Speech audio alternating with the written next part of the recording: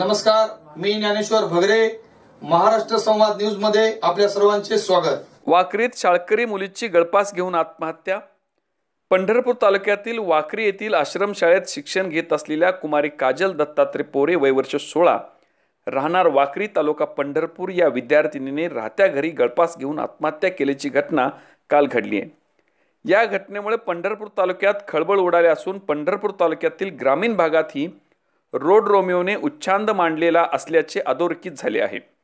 10वी मध्ये शिक्षण घेत असलेल्या काजलच्या या आत्महत्येमुळे सर्वत्र हळहळ व्यक्त होत आहे.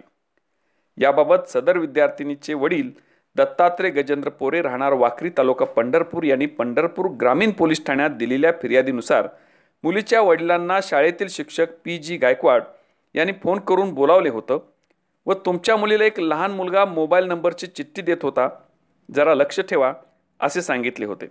या संदर्भात मुलीच्या वडिलांनी मुलगी काजल हिला दिनांक 22 जानेवारी 2018 रोजी विचारणा केली होती व आपली परिस्थिती गरिबीची आहे, चांगले वाग वगैरे समज दिला होता.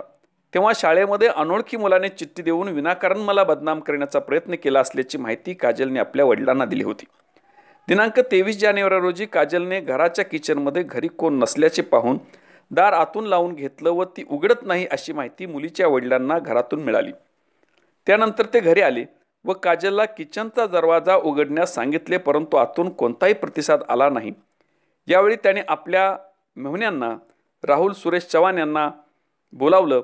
त्यांच्या साह्याने पहारीने दरवाजा उघडला तेव्हा काजलने घरात छताला असलेल्या लोखंडी पाईपला बांधलेल्या ओढणीच्या साह्यानं गळफास घेतला होता. काजलला उपचारासाठी पंढरपूर येथील डॉक्टर पाचकवडे यांच्या दवाखान्यामध्ये नेले असता त्यांना उपजिल्हा रुग्णालयात घेऊन जाण्यास सांगितलं. तिथे डॉक्टरांनी तिची तपासणी केली असता ती मृत झाली असल्याचं सांगितलं.